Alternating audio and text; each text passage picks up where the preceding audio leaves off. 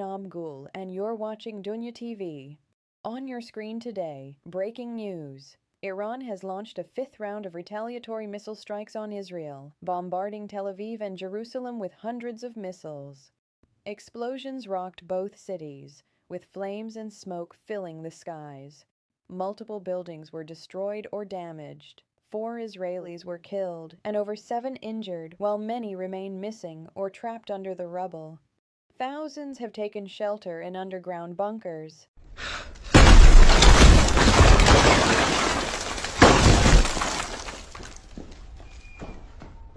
Iran has named the operation Wa'ad-e-Sadiq, the True Promise. The Iranian military claims to have shot down 2 Israeli fighter jets and captured 1 pilot. Iranian officials have warned of intensified attacks and declared that any country supporting Israel will have its installations targeted. Following the strikes, Iranian citizens flooded the streets waving flags and celebrating. In response, Israel resumed attacks on Iran. Explosions were reported again in Tehran. According to news agencies, Israeli warplanes targeted Mehrabad Air Base and Raisi power plant in Isfahan. Israeli officials claim strikes were carried out on air bases in Hamadan and Tabriz as well. Tehran activated its air defense systems. Iranian media reported several Israeli drones were shot down. The UN Security Council's emergency meeting on the Iran-Israel war ended without resolution. China and Russia condemned Israeli attacks and demanded an immediate ceasefire. Iran's UN envoy stated that 78 people, including senior military officers, were martyred in the Israeli attacks. He criticized the UN's silence, equating it to complicity.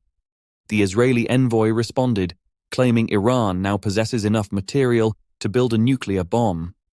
"Should we wait for Shehbaz missiles to fall on Tel Aviv?" he asked. "We will not sit idly by while our people are threatened." The US ambassador defended Israel's attacks as acts of self-defense, but warned Iran, if you target our assets, consequences will be severe.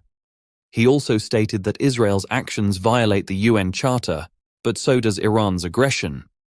Pakistan's strong stance at the Security Council emphasized that Israel struck during a time when international inspectors were working inside Iran. Pakistan demanded Israel be held accountable.